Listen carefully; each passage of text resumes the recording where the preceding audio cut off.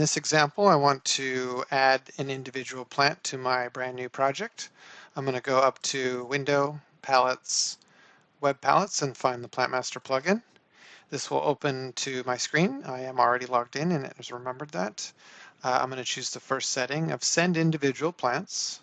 And this will take me to the regular plant search page in PlantMaster, in which I can use all of my normal filters. And in this case, I'm just going to look for a particular plant.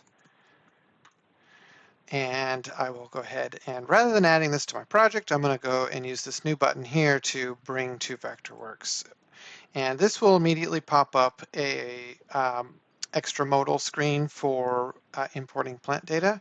And you can see that it has the plant that I've selected. I'll go ahead and select that. And in this case, I can change the name that I want. In this case, I'll keep the code, but I could change it to be using the Latin name or something else of my choice. And I will want to maybe change the graphic. Now, in this case,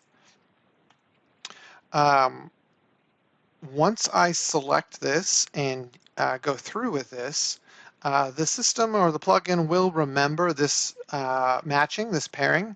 And so the next time I go to use this plant, it will already automatically have this matchup ready to go, and it will indicate that with the check mark. So it's just something that will help reduce the amount of matching that you'll have to do going forward. So I'll go ahead and click OK. It's going to insert and create the plant style.